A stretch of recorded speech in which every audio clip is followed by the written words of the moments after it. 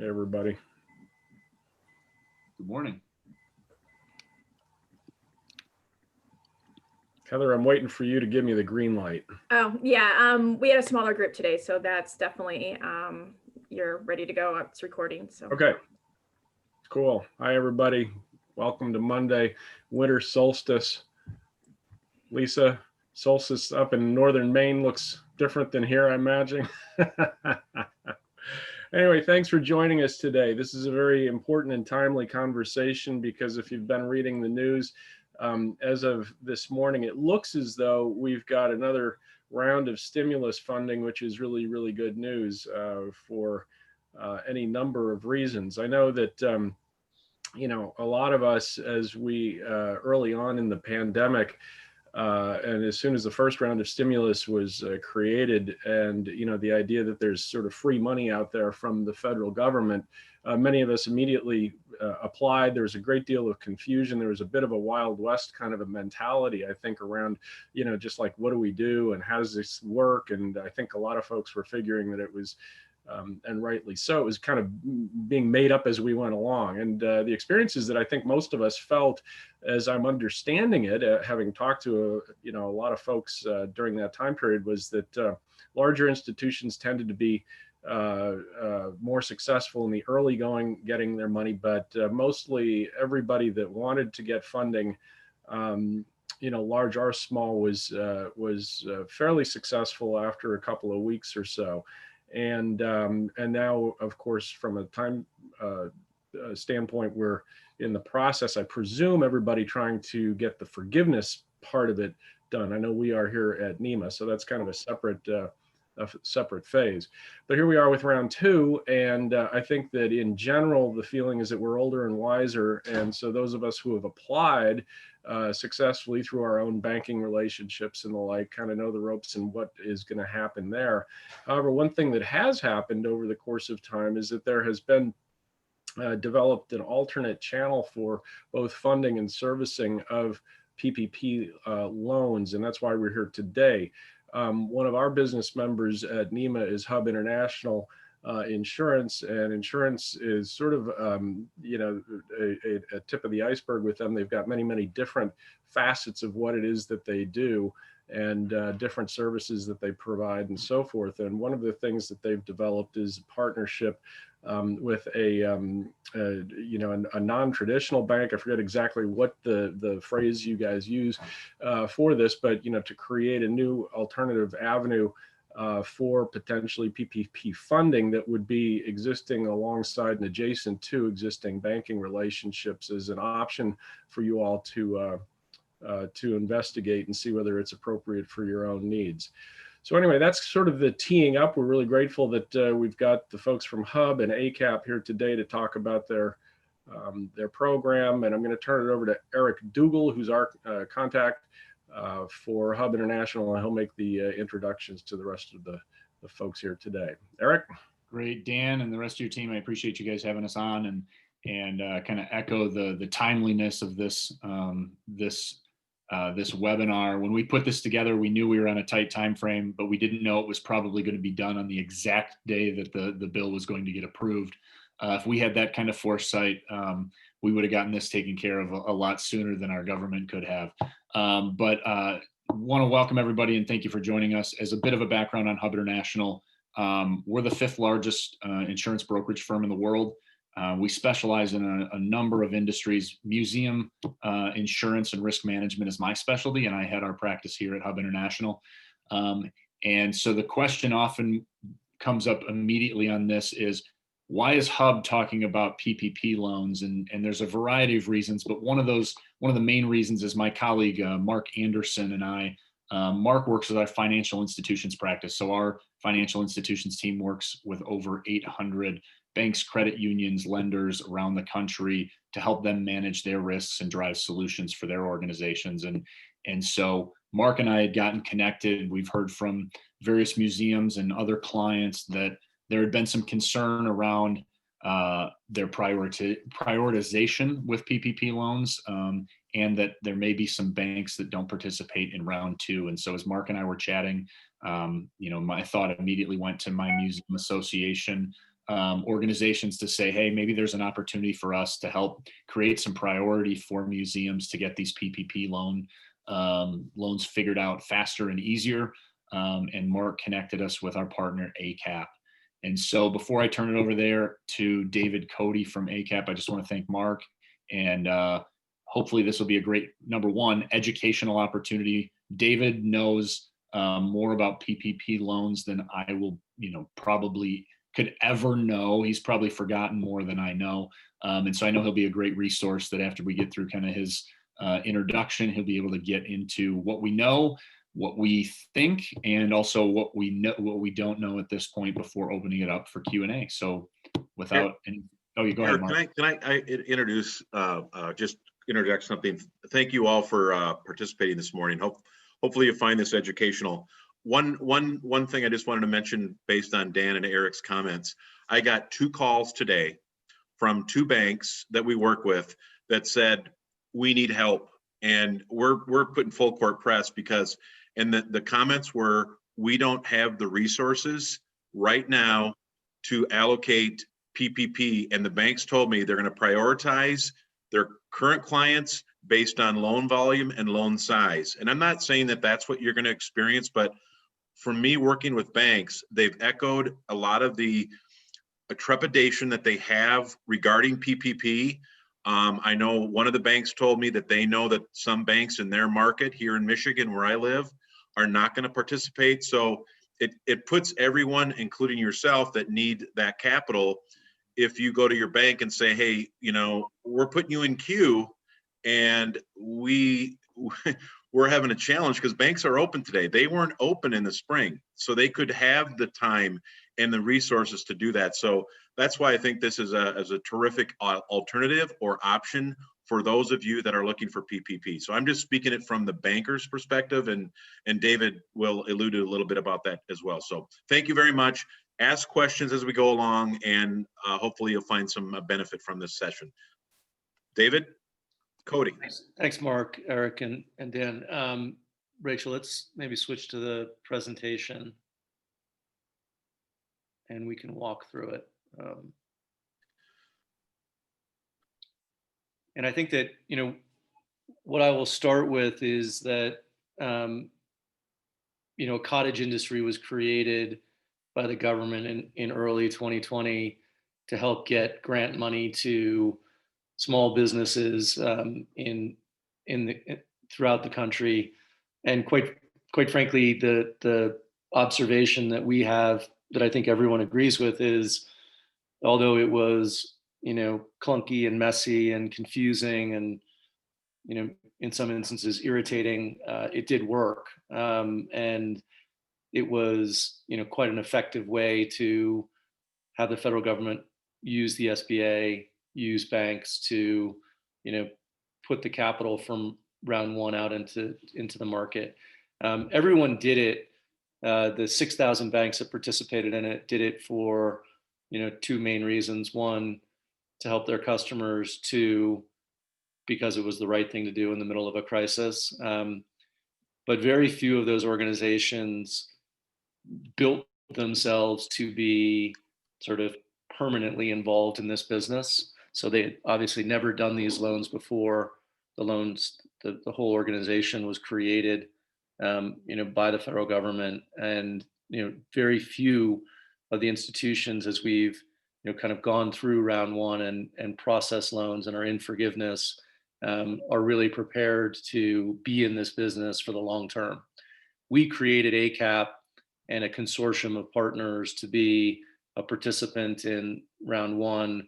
We have decided to be in the business permanently, and have resourced ourselves appropriately in order to do that. And what I mean by permanently is, we are buying loans, we are servicing loans through forgiveness, and we look to do lots of things with the customers who we've accumulated through this process. So we sit here today as this legislation is about to get approved, and then the rules will be sort of put in place by the SBA, and we will interpret those and then begin the process as one of the few organizations, we think, in fact, it may be the only one that I'm aware of, that was really built in order to participate in this program, and to, our sole purpose is to, help get this money into the hands of people who need it, and then service it. So what we are today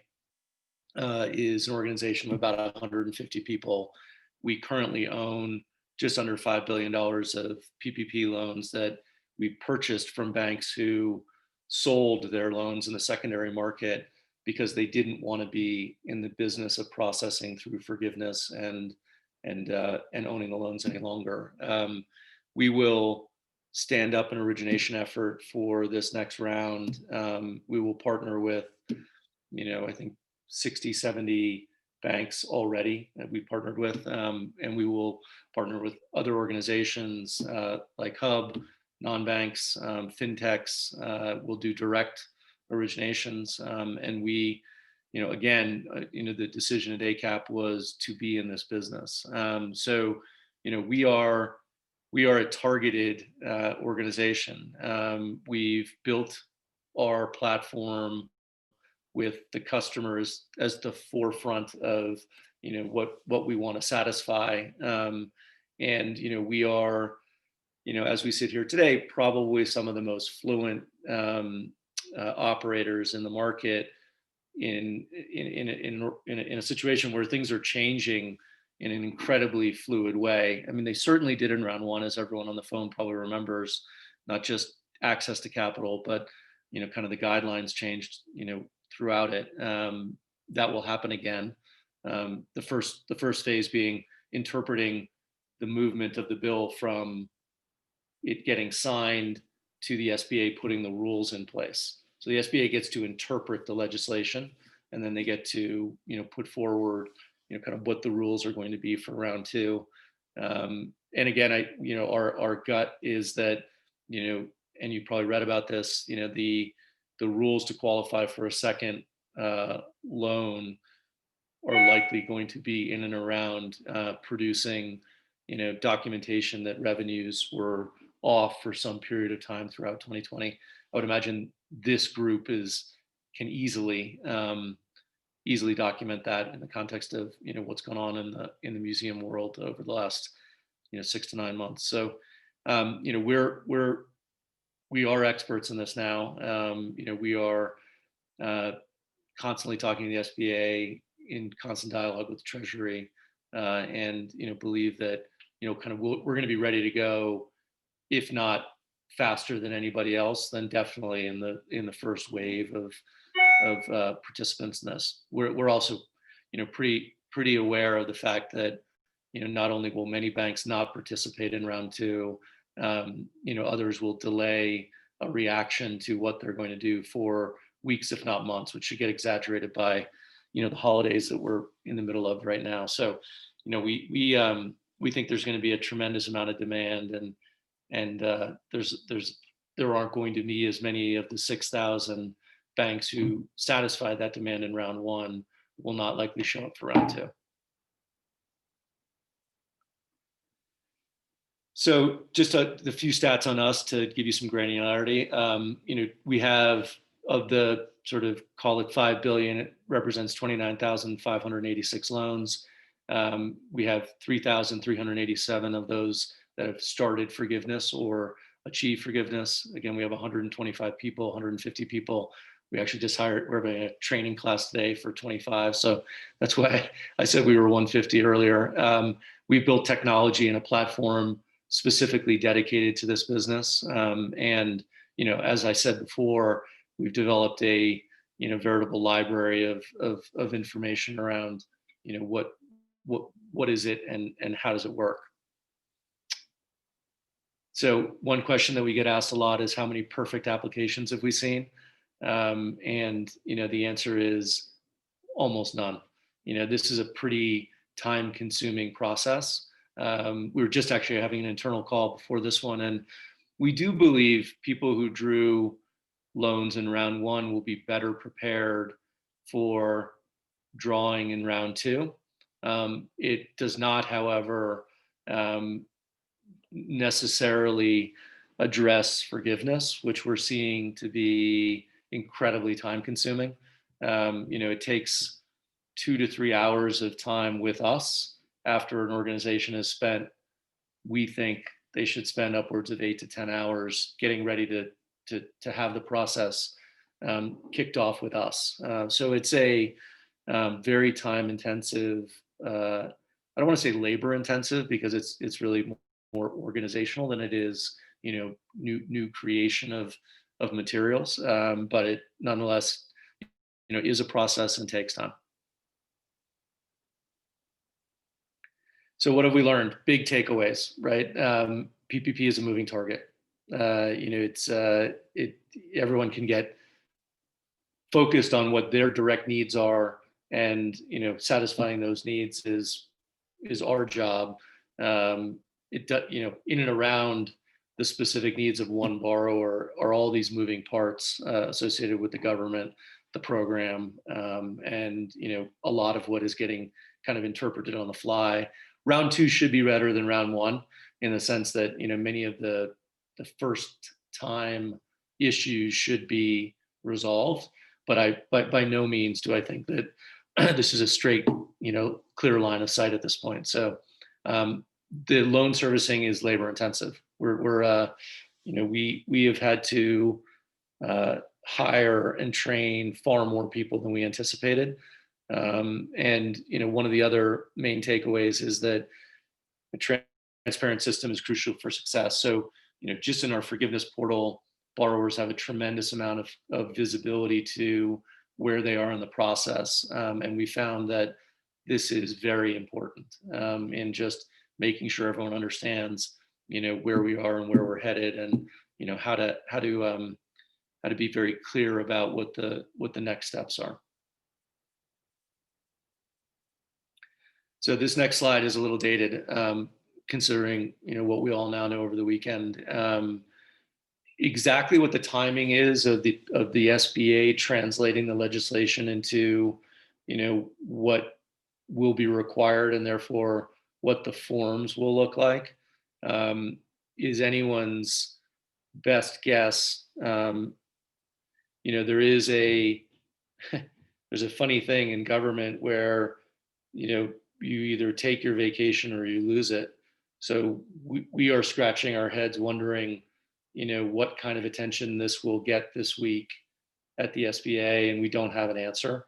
But it is definitely a few weeks that will need to take the legislation and translate it. There's no question that everyone understands the importance of timing here, and this is kind of dragged on too long as far as the borrowers are concerned. So there will be some balancing out of demand and intensity versus these organizations needing to sort of do things their way and the right way. So we'll see. And our goal is to be to communicate what we learn in as much real time as possible. What you'll find if you end up going through our portal is that what we're having people do now is register into the portal if they're not already a borrower of ours, such that we can be communicating directly about what we're learning in terms of the requirements and the timing from the SBA. So we'll keep everyone in the loop. And as I was just referring, so the first step is to create an account and to create the communication dialogue. Then we'll help guide you to what documentation is required or needed for the next round. There will be an interesting, administrative question to be answered by the SBA about what existing loan file information is going to be utilized and can be utilized. We don't know the answer to that yet. If you're already one of our borrowers, it's a little bit easier than, if you're a new borrower, but, we're working with the various, administration folks to figure out how we make this as easy as possible, such that, it's only the incremental information that, requires work, proof of revenue decline and what have you. So I think that sort of wraps up my structured comments. Happy to answer any questions, sometimes there are questions I won't know the answers to, in which case we'll come back to you. And some things are not known yet. So, we'll come back to you on that as well. So with that, are there any questions from the group? Can I help in any way?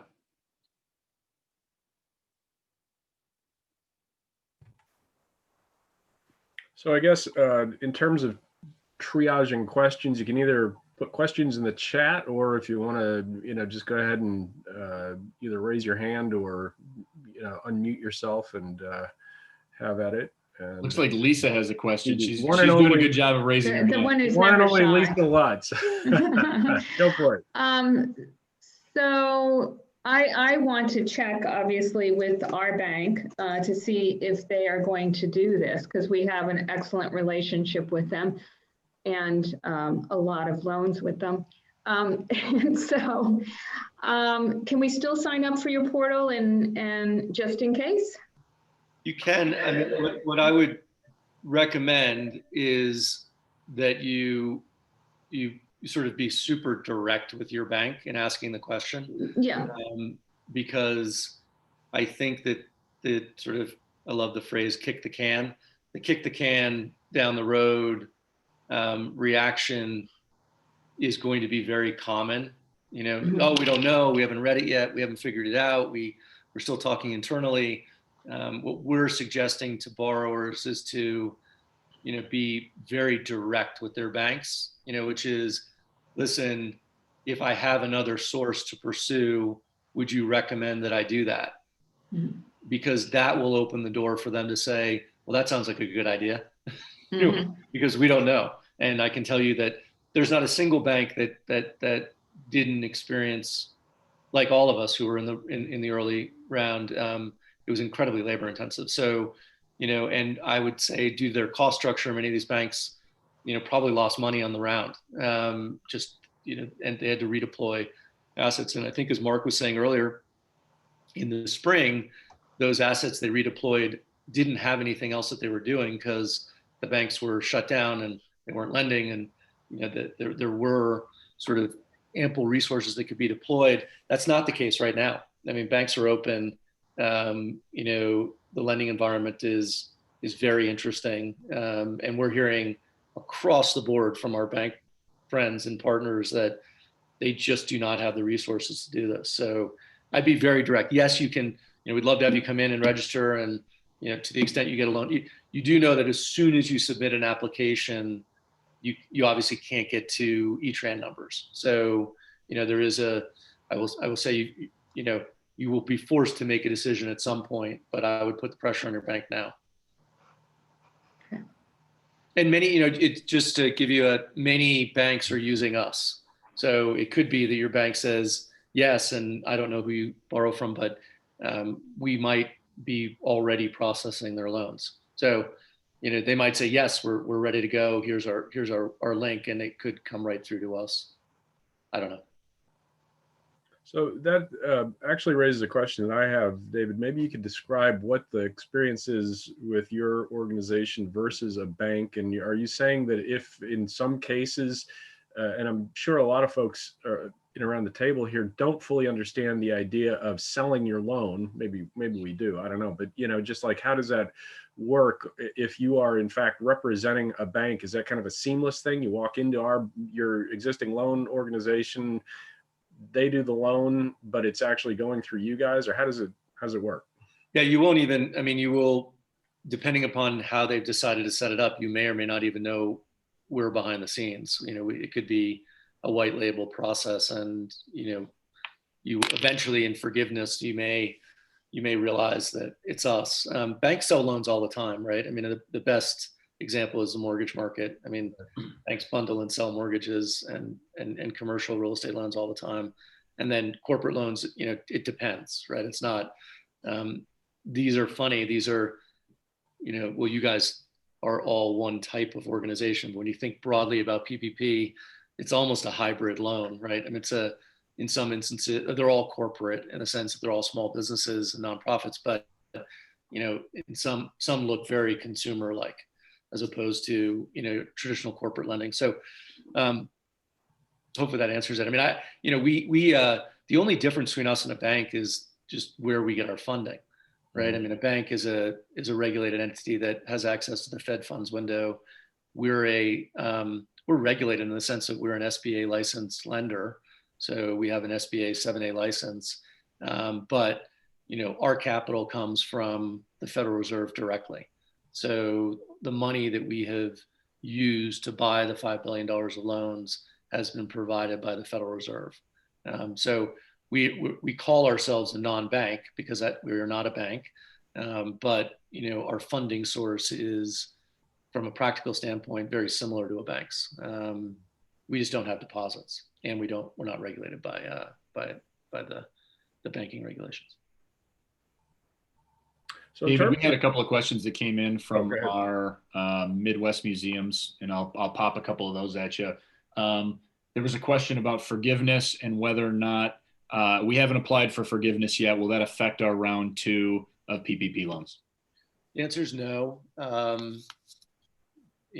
guess I have a curious question, which is, have you not applied because your bank hasn't let you, or have you not applied because you just haven't it has not been a sort of an administrative priority yet? I'm interested in that question and answer. But no, it will have no impact on your ability to take a second round. I'll go with another question since nobody's raising their hand. Many museums received charitable donations or grant awards to supplement the lost revenues that they had over the past 6 to 9 months. Will that hurt eligibility? I don't think that will have any impact.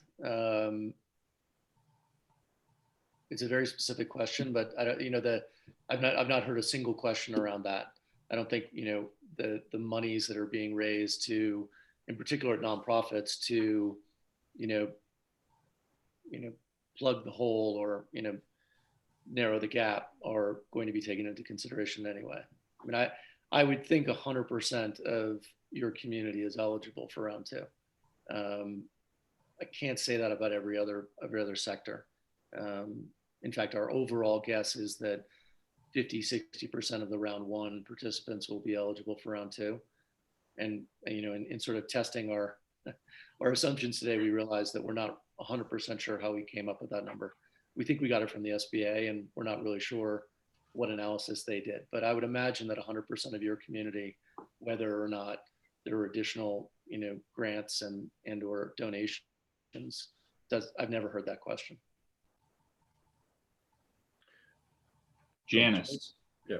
I assume the same types of expenses will be covered under the loan, the payroll, utilities, and whatnot. And do we know what time period it will cover? I don't know the answer to that. That'll come out in the translation of the legislation by the SBA. I think it's going to be a pretty broad, if you're using it for those top line, headline things that they said, you're going to have plenty of time to do it. And there still will be the FTE full-time equivalent test to be done as well? Yes. Just so you know, I emailed my banker while we were on here, and he said he hopes to have an answer by later today if they'll be participating. Well, you got a quick turnaround for your email. Yeah, he said I would be the second to know, and we filed and received our forgiveness already too. Oh, great. That's fantastic. Yeah, that's great. Janice, as we've talked about this, and Mark and I have chatted this through with David and his staff and Dan and some of the other associations that we're working with. This isn't meant to break up some sort of local partnership that you guys have with a bank. If you guys have a local partnership that's a sponsor that does events at your site that you get great service from, you should stay there, right? You should support them. That's what they're there for. A small local community bank. What we're hoping to provide here is for organizations that didn't have that type of availability. I was speaking with a museum in Indiana a few weeks back, and their response was, a lot of our colleagues in other museums didn't get the same service we did. One of our board members, is the commercial lender at the bank. And so we got in first, we got it done. We were front of the line, and those relationships are awesome. You should keep those. Our opportunity here is, what we're looking to help is those that didn't have that experience, or those that go back to their bank and their bank says, we're not doing this again. And so that's a great question. I got another question for David here. Have you heard any more about, I think where the question came from, at one point, the current plan was to have a cap on how large of a loan was being able to be taken. Do you have any sense on what that's looking like at this point? It looks like the cap will be 2 million, as opposed to 10 in the last round. And as everyone knows, or maybe should know, is that, you know, the larger dollar loans are going to come under the greatest level of scrutiny by the SBA. So we have a question in the chat here from Jeff, upvoted by Dawn. Do you know if priority will be given to those who did not receive a PPP loan in round one? I have heard conflicting reports. So have we. We think that it will not necessarily be priority, except for underserved segments of the broader small business population in particular. And this is, you know, I consider to be a somewhat of a national embarrassment, but we as a country did a terrible job getting money to minority-owned businesses in round one. I mean, the statistics are awful. 98% of minority-owned businesses did not get loans, applied and didn't get approved. 40% of Black-owned businesses have gone out of business in the crisis. Those are just two high-level stats. The granular stats are in many ways much worse. So I think there are going to be some things done for the left behind segments of the small business population. We're not sure exactly what that is yet. So it'll be things like carve-outs of total dollars, maybe enhanced timelines, lengthened timelines, because the biggest problem was, and everyone or some people on the call may know this, but the organizational issues associated with applying were sort of the biggest barriers to some of those businesses, away from just not getting as much attention from the larger financial institutions, which is another kind of major issue. So to answer the question, we think that there are going to be some useful things for people who didn't participate in round one, and then certain subsets of that universe might even get enhanced capabilities. And we're very supportive of that. So, if you didn't apply in round one, absolutely apply. There may be some prioritization. There could even be the ability to we just heard this today, that there may be the ability for people who didn't do round one to effectively do a round one and a round two. So to increase the total dollars, to get the same effective draw as someone who did round one and then round two. Because remember, it's off a payroll. So, by definition, if you come back for a second one, you're taking aggregate dollars up, but you were limited by, your 2.5 times. So these are, I want to be very clear with everyone, like, these are very detailed things that are exactly what I was saying before, which is it's a moving target, right? You think you have an answer, and until you read the legislation and then read the SBA's interpretation of it, you don't have a specific answer. And then things change, right? So there can be aspects of this where, we can go and change the rules, or, modify the interpretation. So hopefully that's a long-winded answer. I included a bunch of other things. We're trying to play as big of a role in the minority-owned business problem, because it was a problem. So we don't have a broad answer yet, but we're hoping to have one in the next couple of weeks. David, I have an adjacent question. I'm noting Alexander has a question too in the chat, but just a related question about these carve-outs. I saw in a report this morning that there's potentially something like 15 billion that's being set aside for cultural entities, performing arts, and whatever. Museums weren't listed in particular, but is that something that we should be paying attention to, that there's a potential carve-out specifically for cultural entities? Yes, we need to look at the definition, but that was my understanding of what you just referred to was to address the live venue issue. They were also a segment that was left behind. It was a very difficult, many were not able to provide the appropriate documentation or kind of, they didn't qualify. Yet we all know that live venues, have been basically, driven out of existence as a result of this. So that was addressed specifically. I think you're correct in saying that museums were not in sort of that specific definition, but that's the exact kind of thing where, modifications can occur, right? Or interpretations can be brought to bear on inclusion. I would think that, if people are ready to go and you did draw on one and you're qualified in two because of the drop in revenues, which I imagine everyone here, does qualify for, there'll be plenty of time to just get a plain vanilla. You won't need a carve out. Right. Is my gut. Carve outs are really going to try and address the problems of round one, where segments of the broadly defined small business definition were left behind. So Alexander says, are there any differences for independent museum professionals? And then in parens here, a small LLC as opposed to larger museums and institutions. So independent folks versus actual nonprofits. There shouldn't be, if they're small business, if they're sole proprietors, that is definitely a segment that has been, difficult to process, and not just because of, the lack of infrastructure, but, in many cases, the lack of qualifications. So I don't know whether that question is, talking about small organizations or talking about, kind of sole proprietorships. I think the sole proprietorship issue will continue to be a problem. But the small institutions should not be a problem at all, assuming that the documentation is all there and accessible. Alexander, do you want to clarify it a little bit? Or I'm reading, oh, there you are. Sure. I know that a number of sole proprietor LLCs were successful in round one. I just didn't know if that was, and I know some had trouble. So I didn't know if there were going to be any differences there.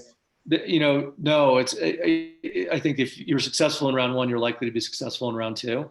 If you weren't successful, then the questions start to become, is it because you didn't have the paperwork or you didn't qualify?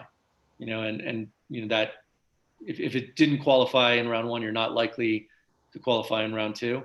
If it's an organizational thing, then, you can get over it. And hopefully what I was saying earlier, if in fact our interpretation about the being able to sort of take 2 bites, you weren't organized in round one, but you get organized in round two and you can maybe take 2 bites as opposed to 1, that should go a long way.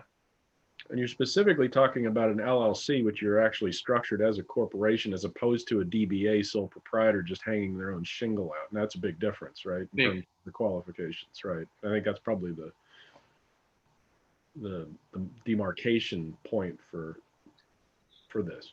Well, listen, if this audience has, segments of the population that, were underserved, there will be lots of other programs is what we would, so getting organized and, if there's a voice to bring together, we're happy to be your, irrespective of whether you draw from us, again, I want to repeat what, was said earlier, which is, we're not trying to disintermediate a long-standing relationship with your banks in any way. We're just here to help if actually they can't come through. And so that does pertain to if there's an issue that everyone has and, they'd like us to bring it up with the SBA or the Fed, we're happy to do that. People are learning real time here, right? It's not, and the goal is to get grant money into the system. So it's not, people are not against learning something new and then addressing that issue specifically. Typically, they want to do it in segments as opposed to bilaterally. But we're happy to get involved in that.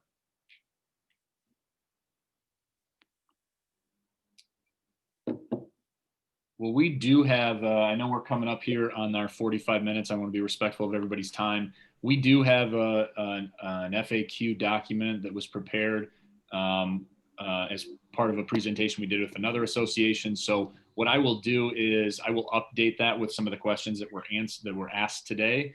And we'll try and get that back out here by the end of the day through our friends at NEMA to you guys. And then, as David mentioned, if you're interested in receiving updates or working with them, the link to the landing page to get registered is in the chat. So go ahead and do that. And then you can also contact us directly.